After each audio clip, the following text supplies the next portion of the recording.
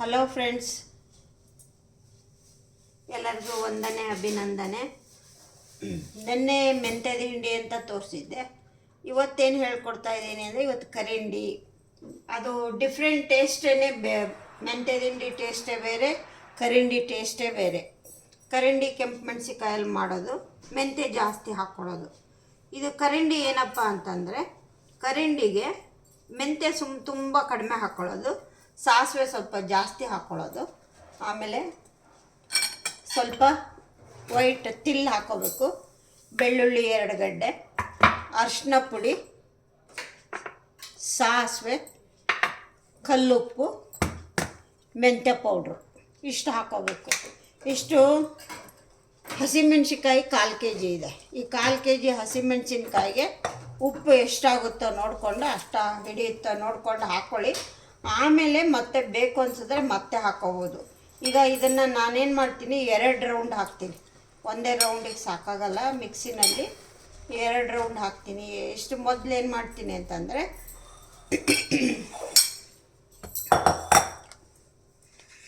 Mixie ತಗೊಳ್ತಾ ಇದ್ದೀನಿ. ಮಿಕ್ಸಿಗೆ ಈ ಮಿಕ್ಸಿ ತುಂಬ ಹಸಿಮೆಣ್ಸಿನ್ಕಾಯಿ ಹಾಕ್ಕೊಳ್ತೀನಿ. 2 ರೌಂಡ್ ಹಾಕ್ಕೊಳ್ತೀನಿ. 2 ರೌಂಡ್ ಹಾಕ್ಕೊಳ್ಳೋದ್ರಿಂದ ಏನು ಮಾಡ್ತಾ ಇದ್ದೀನಿ ಅಂತಂದರೆ, ಫಸ್ಟು ಇದು 1 ರೌಂಡ್ ಹಾಕ್ಕೊಳ್ತೀನಿ. ಇದು 1 ರೌಂಡಿಗೆ 1 ಟೀ ಸ್ಪೂನು, 1 ಟೀ ಸ್ಪೂನ್ ಸಾಸಿವೆ ಹಾಕ್ಕೊಳ್ತೀನಿ ಇದಕ್ಕೆ. ಆಮೇಲೆ ಇನ್ನೊಂದು ರೌಂಡಿಗೆ 1 ಟೀ ಸ್ಪೂನ್ ಹಾಕ್ಕೊಳ್ತೀನಿ. ಇದಕ್ಕೆ 1/2 ಟೀ ಸ್ಪೂನ್ ಮೆಂತ್ಯ ಪೌಡ್ರ್ ಹಾಕ್ಕೊಳ್ತಾ ಇದ್ದೀನಿ. ಆಮೇಲೆ ಇದು 2 ಗಡ್ಡೆ ಬೆಳ್ಳುಳ್ಳಿ ಇದೆ. 2 ಗಡ್ಡೆ ಬೆಳ್ಳುಳ್ಳಿ ಇರೋದ್ರಿಂದ 1 ಗಡ್ಡೆಯಷ್ಟು ಇದಕ್ಕೀಗ ಹಾಕ್ಕೊಳ್ತೀನಿ. ಇದಕ್ಕೆ 1 ಗಡ್ಡೆಯಷ್ಟು ಹಾಕ್ಕೊಂಡು ಉಪ್ಪು ಹಾಕ್ಕೊಳ್ತೀನಿ. ಇದಕ್ಕೆ ಎಷ್ಟು ಉಪ್ಪು ಬೇಕಾಗುತ್ತೆ ನೋಡ್ಕೊಂಡು ಅಷ್ಟು ಹಾಕ್ಕೊಳ್ತೀನಿ. ಆಮೇಲೆ ನೋಡಿಕೊಂಡು ಮತ್ತೆ ಬೇಕು ಅಂದರೆ ಹಾಕ್ತೀನಿ. ಇದನ್ನು ತರಿಯಾಗಿ ರುಬ್ಕೊಂಬರ್ತೀನಿ. ತುಂಬ ನೈಸಿಗೆ ರುಬ್ಬಾರ್ದು, ಯಾವಾಗಲೂ ನಾವು ಇದು ತರಿಯಾಗಿ ರುಬ್ಕೊಬೇಕು. ಇದನ್ನು ತರಿಯಾಗಿ ಇದು 2 ರೌಂಡೂ ಮುಗಿಸ್ಕೊಂಡು ಬರ್ತೀನಿ. ಓಕೆ ಫ್ರೆಂಡ್ಸ್, ನೋಡಿ ಫ್ರೆಂಡ್ಸ್, ಈ ಥರ ಬರಬೇಕು. ಇದಕ್ಕೇನೆ ಇವಾಗ ಏನು ಮಾಡ್ತೀನಿ ಅಂತಂದರೆ, ಇವಾಗ ತಿಲ್ ಹಾಕ್ತೀನಿ. ಕೆಲವರು ಇದು ತಿಲ್ ಹಾಕಿದ್ರೆ ಕೆಡುತ್ತೆ ಅಂಥೇಳಿ ಹಾಕಲ್ಲ. ನಾನೇನು ಮಾಡ್ತೀನಿ, ನಾನು ಫ್ರಿಜ್ಜೊಳಗೆ ಇಟ್ಕೊಳ್ಳೋದ್ರಿಂದ ಇರುತ್ತೆ. ಹಿಂಗಾಗ್ಬಿಟ್ಟು ಏನಿಲ್ಲ ಅಂದರೂ ನೀವು 6 ಮಂತ್ಸ್ ಆದರೂ ಉಪಯೋಗಿಸ್ಬೋದು. ಆದ್ದರಿಂದ ನಾನು ಹಾಕ್ಕೊಳ್ತೀನಿ. ತಿಲ್ ಹಾಕಿದ್ರೆ ಅದೇ ಒಂಥರ ಡಿಫ್ರೆಂಟ್ ಟೇಸ್ಟ್ ಬರುತ್ತೆ. ಕೆಲವ್ರು ಏನು ಮಾಡ್ತಾರೆ ಅಂದರೆ, ಇದಕ್ಕೇ ಸ್ವಲ್ಪ ಅಗಸಿನ ಹಾಕ್ಕೊಳ್ತಾರೆ. ನಾವು ಅಗಸಿ ಅಂದರೆ ಅಗಸಿ ಹಿಂಡಿ ಅಂತಲೇ ಬೇರೆ ಮಾಡ್ತೀವಿ. ಏನು ಮೆಂತ್ಯದ ಹಿಂಡಿ ಹೆಂಗೆ ತೋರಿಸೋದ್ನೋ ಅದಕ್ಕೆ ಅಗಸಿ ಹಾಕಿದ್ರೆ ಅಗಸಿ ಹಿಂಡಿ ಆಗುತ್ತೆ. ಈಗ ನಾನು ಇದನ್ನು ಎಳ್ಳು ಹಾಕ್ತಾಯಿದ್ದೀನಿ. ಎಷ್ಟು ಹಾಕ್ತಾಯಿದ್ದೀನಿ, 3 ಟೀ ಸ್ಪೂನ್ ಹಾಕ್ಕೊಳ್ತಾ ಇದ್ದೀನಿ ಇಷ್ಟಕ್ಕೆ. ಇದನ್ನು ಹಾಕ್ಕೊಂಡು ಈಗ ಇನ್ನೊಂದು ಸಾರಿ ಏನು ಮಾಡ್ತೀನಿ, ಮಿಕ್ಸಿ ಮಾಡ್ಕೊಂಡು ಬರ್ತೀನಿ. ಇದನ್ನು ಸ್ವಲ್ಪ ನೀರು ಆ್ಯಡ್ ಮಾಡ್ಕೊಳ್ತೀನಿ. ಸ್ವಲ್ಪ ನಿಮಗೆ ಗಟ್ಟಿ ಅನಿಸಿದ್ರೆ ನೀರು ಹಾಕ್ಕೊಳ್ಳಿ, ಏನೂ ತೊಂದರೆ ಇಲ್ಲ. ಈಗ ಇದನ್ನು ನೀರು ಹಾಕಿಬಿಟ್ಟು ಇದನ್ನು ಮಾಡುವ. ತಿನ್ನೋಕ್ಕಂತೂ ತುಂಬ ಟೇಸ್ಟಾಗಿರುತ್ತೆ. ನೆಕ್ಸ್ಟ್ ಇದನ್ನು ಹೆಂಗೆ ಡಿಫ್ರೆಂಟಾಗಿ ಇನ್ನೊಂದು ಸ್ವಲ್ಪ ಮಾಡ್ಕೋಬೇಕು ಅನ್ನೋದು ಇದೆಲ್ಲ ಆದಮೇಲೆ ಹೇಳ್ಕೊಡ್ತೀನಿ. 1 ರೌಂಡ್ ಆಯಿತು ನೋಡಿ ಫ್ರೆಂಡ್ಸ್. ಈಗ ಇನ್ನೊಂದು ರೌಂಡ್ ಹಾಕ್ತೀವಿ. ನಮ್ಮ ಒರಿಜಿನಲ್ ಕರಿಂಡಿ ಅಂದರೆ ಇದು. ಮತ್ತು ಇದಕ್ಕೆ ಬೇರೆ ಏನೇನೋ ಹಾಕಿಬಿಟ್ರೆ ಅದು ಕರಿಂಡಿ ಆಗಲ್ಲ. ಕರಿಂಡಿ ಅಂದರೆ ಇದೆ. ಇದಕ್ಕೆ ನೀವು ಮೆಂತ್ಯ ಎಲ್ಲ ಅಂತ ಹಾಕಿಬಿಟ್ರೆ ಅದು ಬೇರೆ ಟೇಸ್ಟ್ ಕೊಡುತ್ತೆ, ಮತ್ತು ಅದು ಹೆಸರೇ ಬೇರೆ ಆಗಿ ಹೋಗುತ್ತೆ. ಕರಿಂಡಿ ಅಂದರೆ ಇಷ್ಟೇ. ಇದೇನು ಹೇಳ್ಕೊಟ್ಟಿದ್ದೀನಲ್ಲ, ಈ ಮೆಟೀರಿಯಲ್ಸ್, ಈ ಸಾಮಾನು ಹಾಕ್ಕೊಂಡು ಮಾಡೋದು ಮಾತ್ರ ಇದಕ್ಕೆ ಕರಿಂಡಿ ಅಂತ ಹೇಳೋದು.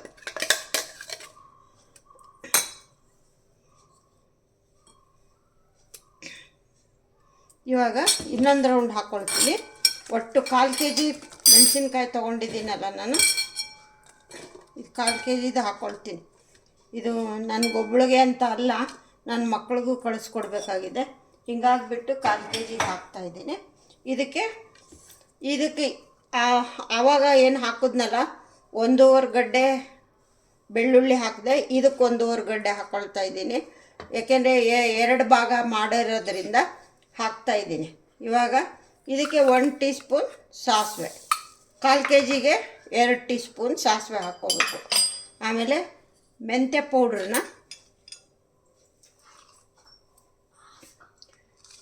ಮೆಂತ್ಯನ ಇದರಲ್ಲಿ ಹಾಫ್ ಟೀ ಸ್ಪೂನ್, ಹಾಫು ಮುಕ್ಕಾಲು ಅಂತ ಇಟ್ಕೊಳ್ಳಿ, ಅಷ್ಟು ಹಾಕೊಳ್ಳೋಣ. ಆಮೇಲೆ ಸ್ವಲ್ಪ ಅರಿಶಿನ ಪುಡಿ ಹಾಕೋಬೇಕು. ಅರಿಶಿನ ಪುಡಿ, ರುಚಿಗೆ ತಕ್ಕಷ್ಟು ಉಪ್ಪು,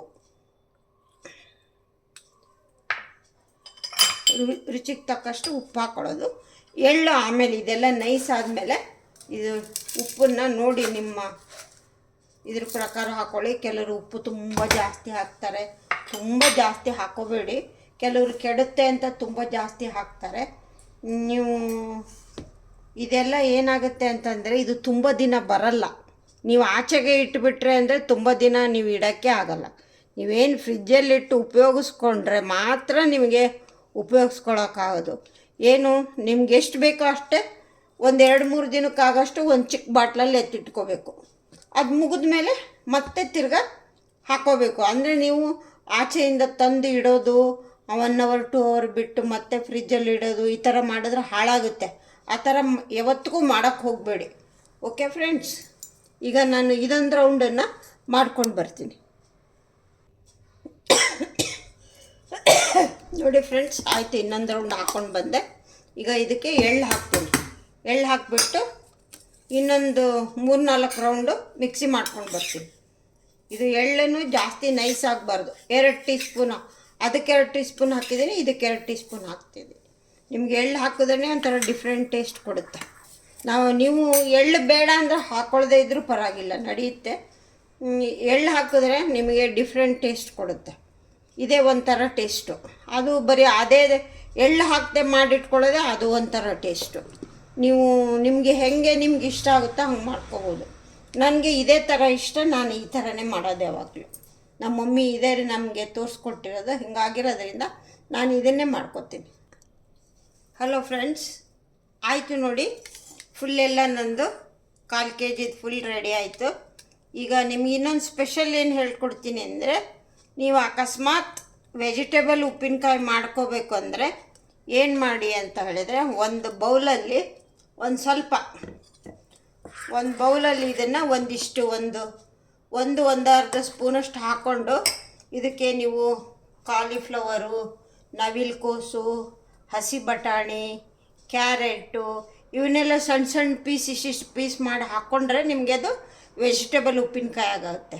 ಸೇಮ್ ಇದಕ್ಕೇ ಸ್ವಲ್ಪ ಹೇಳಿದ್ನಲ್ಲ, ಸ್ವಲ್ಪ ಈ ಸ್ಪೂನಲ್ಲಿ ಒಂದು ಅರ್ಧ ಸ್ಪೂನ್ ಹಾಕ್ಕೊಂಡು ವೆಜಿಟೇಬಲ್ ಕಲಸಿಟ್ಕೊಳ್ಳಿ. ಅದು ಅಷ್ಟೇ, ಅದು ರೊಟ್ಟಿಗೆಲ್ಲ ತಿನ್ನೋಕೆ ತುಂಬ ಚೆನ್ನಾಗಿರುತ್ತೆ, ಟೇಸ್ಟಿಯಾಗಿರುತ್ತೆ.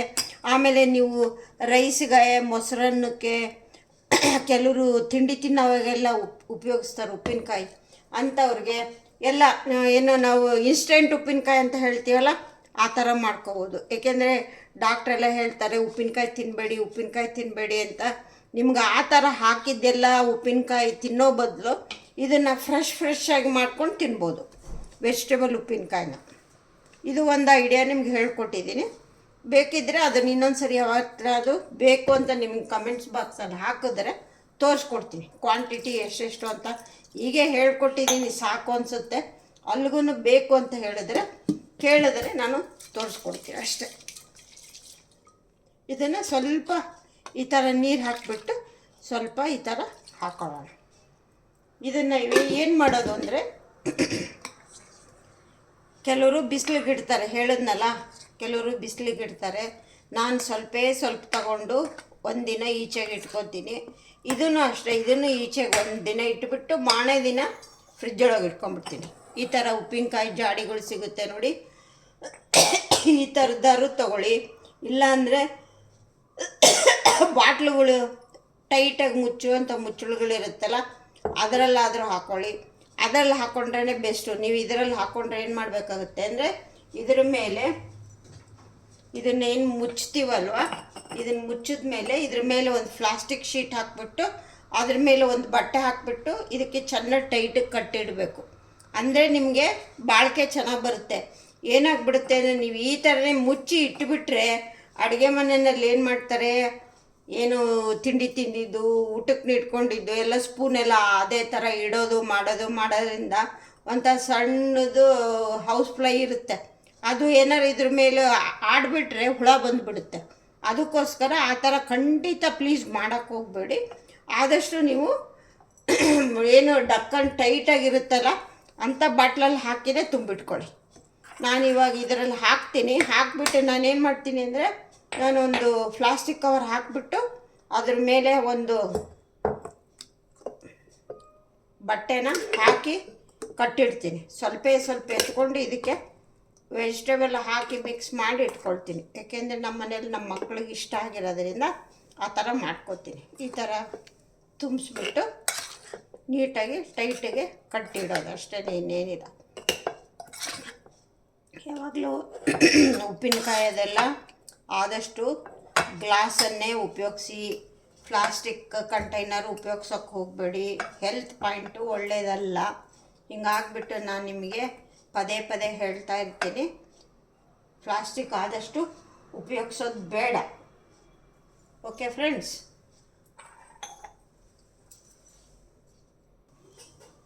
ನೋಡಿ ಫ್ರೆಂಡ್ಸ್, ನಾನು ಇನ್ನೊಂದು ನಿಮ್ಗೆ ಹೇಳ್ಕೊಡ್ತೀನಿ ಅಂತ ಹೇಳಿದ್ನಲ್ಲ, ಇದನ್ನು ಈ ಥರ ಇದರೊಳಗೆ ಫಿಲ್ ಮಾಡಿಬಿಟ್ಟು ಏನು ಮಾಡಬೇಕು ಅಂದರೆ, ನೀವು ಈ ಥರದೊಂದು ಪ್ಲಾಸ್ಟಿಕ್ ಶೀಟ್ನ ಇದ್ರ ಮೇಲೆ ಹಾಕ್ಕೊಳ್ಳಿ. ಈ ಪ್ಲಾಸ್ಟಿಕ್ ಶೀಟ್ನ ಹಿಂಗೆ ಇದ್ರ ಮೇಲೊಂದು ಹಾಕ್ಕೊಂಡ್ಬಿಟ್ಟು ಒಂದು ಕ್ಲಾತ್ನ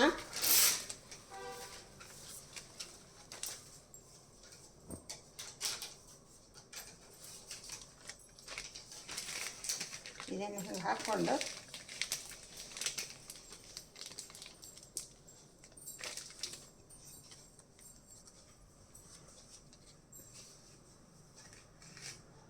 ಇದನ್ನು ಈ ಥರ ಬರಬೇಕು. ಇದನ್ನೇನಾಗುತ್ತೆ ಅಂದರೆ, ಈ ಥರ ಒಂದು ನಾಡ ಇರುತ್ತೆ, ಇದನ್ನು ತಗೊಂಡು ಟೈಟಿಗೆ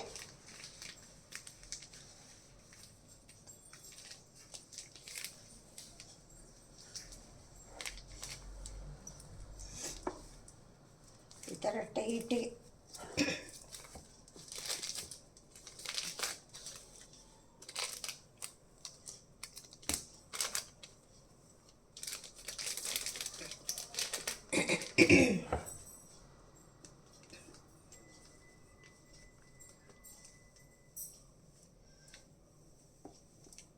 ಈ ಥರ ಟೈಟಿಗೆ ಕಟ್ಟಬೇಕು. ಎಲ್ಲ ಕ್ಲೀನಾಗಿ, ಎಲ್ಲೇ ಯಾವುದೇ ಕಾರಣಕ್ಕೂ ನಮಗೆ ಇದಾಗಬಾರ್ದು. ಈ ಥರ ಟೈಟ್ ಕಟ್ಟಿಬಿಟ್ಟು ಇಡಬೇಕು. ಇದನ್ನು ಮಾರನೇ ದಿನ ನಾನು ಫ್ರಿಜ್ಜಲ್ಲಿ ಇಟ್ಕೊಂಡ್ಬಿಡ್ತೀನಿ. ಇದನ್ನು ಫ್ರಿಜ್ಜಲ್ಲಿ ಇಟ್ಕೊಂಡ್ಬಿಟ್ರೆ ನಿಮ್ಗೇನಿಲ್ಲ ಅಂದರೆ 1 ಇಯರ್ ಆರಾಮಾಗಿ ಉಪಯೋಗಿಸ್ಕೋಬೋದು. ಇದನ್ನೇನು ಮಾಡ್ತೀನಿ ಅಂತಂದರೆ, ನೋಡಿ ಇಷ್ಟು ಉಳಿಸ್ಕೊಂಡಿದ್ದೀನಲ್ಲ, ಇದಕ್ಕೆ ಹೆಸರು ಕಾಳು ಹಾಕ್ಕೊಳ್ತೀನಿ. ಹೆಸರು ಕಾಳು ಹಾಕ್ಕೊಂಡ್ಬಿಟ್ಟು ಇದಕ್ಕೆ ಸ್ವಲ್ಪ ನೀರು ಆ್ಯಡ್ ಮಾಡ್ಕೊತೀನಿ. ಏಕೆಂದರೆ ಇದು ಇದರಲ್ಲೇ ಚೆನ್ನಾಗಿ ನೆನೆಯುತ್ತೆ. ಇದಕ್ಕೆ ಇನ್ನೊಂದು ಸ್ವಲ್ಪ ಹೆಸರು ಕಾಳು ಹಾಕಿಬಿಟ್ಟು, ಈಗ ಇದಕ್ಕೆ ಸ್ವಲ್ಪ ನೀರು ಹಾಕ್ಬಿಟ್ಟು ಇನ್ನೊಂದು ಸ್ವಲ್ಪ ಉಪ್ಪು ಹಾಕ್ಕೊಳ್ತೀನಿ. ಈ ಹೆಸರು ಕಾಳು ಹಾಕಿದ್ದೀನಲ್ಲ, ಇದಕ್ಕೆ ಇನ್ನೊಂದು ಸ್ವಲ್ಪ ಉಪ್ಪು ಹಾಕ್ಕೊಳ್ತೀನಿ. ಉಪ್ಪು ನೋಡಿ ಹಾಕ್ಕೊಳ್ಳಿ. ನಿಮಗೆ ಪದೇ ಪದೇ ಹೇಳ್ತಾ ಇರ್ತೀನಿ, ಉಪ್ಪನ್ನು ನೋಡಿ ಹಾಕ್ಕೊಳ್ಳಿ ಅಂತ. ತುಂಬ ಉಪ್ಪು ಹಾಕ್ಬಿಟ್ರೆ ಚೆನ್ನಾಗಿರಲ್ಲ. ಇದಕ್ಕೆ ಸ್ವಲ್ಪ ನಾವು ನೀರು ಮಾಡಿನೇ ಇಡಬೇಕು. ಏಕೆಂದರೆ ಇದು ಹೆಸರು ಕಾಳು ನೆನೆಯುತ್ತೆ, ನೆಂದುಬಿಟ್ಟು ದಪ್ಪ ಆಗುತ್ತೆ. ಆಮೇಲೆ ನಿಮಗೆ ಊಟಕ್ಕೆ ತುಂಬ ಟೇಸ್ಟಿಯಾಗಿರುತ್ತೆ. ರೈಸ್ಗೂ ಉಪಯೋಗಿಸ್ಕೋಬೋದು ನೀವು. ಆಮೇಲೆ ಟಿಫಿನ್ ಮಾಡ್ತೀರಲ್ಲ, ಉಪ್ಪಿಟ್ಟು, ಅವಲಕ್ಕಿ ಉಪ್ಪಿಟ್ಟು, ಈ ಥರದ್ದೆಲ್ಲ ಆವಾಗೂ ಉಪಯೋಗಿಸ್ಕೋಬೋದು. ಇದನ್ನು ಹಾಕಿ ಹಿಂಗೆ ಇಟ್ಕೊಳ್ಳಿ. ಮಾರನೇ ದಿನ ಏನಾದರೂ ನಿಮ್ಗೆ ಇನ್ನೊಂದು ಸ್ವಲ್ಪ ಗಟ್ಟಿ ಆಗೋಯ್ತು ಅಂತಂದರೆ ಇನ್ನೊಂದು ಸ್ವಲ್ಪ ನೀರು ಹಾಕಿ. ಈಗ ನಾನು ಇದಕ್ಕೆ ಫಿಲ್ ಮಾಡಿಡ್ತೀನಿ. ನೀವು ಬೇಕಂದರೆ ವೆಜಿಟೇಬಲ್ ಹಾಕೋಬೋದು. ಹೇಳಿದ್ನಲ್ಲ, ಕೋಸು, ಹೂಕೋಸು, ಕ್ಯಾರೆಟು, ನವಿಲುಕೋಸು, ಈ ಥರದ್ದೆಲ್ಲ ನೀವು ತರಕಾರಿನ ಹಾಕ್ಕೊಂಡು ಮಾಡಿಟ್ಕೊಂಡ್ರೆ ತರಕಾರಿ ಉಪ್ಪಿನಕಾಯಿ ಆಗುತ್ತೆ.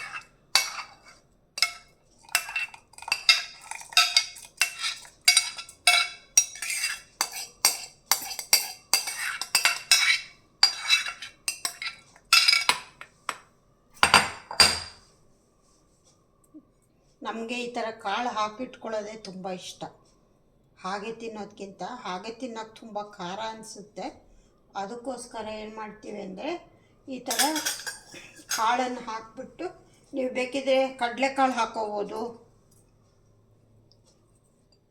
ಅದೇ ಇದೇನು ಹೇಳ್ತೀನಲ್ಲ ಬ್ರೌನ್ ಕಡಲೆಕಾಳು ಬರುತ್ತಲ್ಲ ಅದು ಹಾಕೋಬೋದು. ಬೇಕಿದ್ರೆ ಕಡಲೆಕಾಯಿ ಬೀಜ ಹಾಕೋಬೋದು.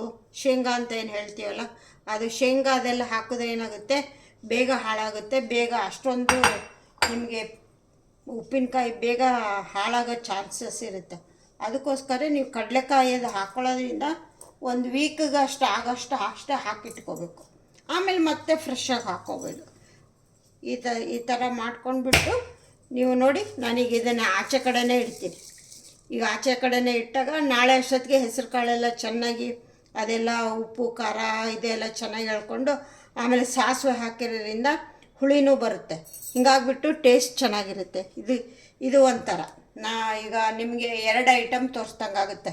ಮೆಂತ್ಯದ ಹಿಂಡಿ ಒಂದು, ಕರಿಂಡಿ ಒಂದು. ಇದರಲ್ಲೇ ಉಪ್ಪಿನಕಾಯಿನೂ ಮಾಡ್ಕೋಬೋದು. ಎಲ್ಲರಿಗೂ ಇಷ್ಟ ಆಗಿದೆ ಅನ್ಕೋತೀನಿ ಫ್ರೆಂಡ್ಸ್.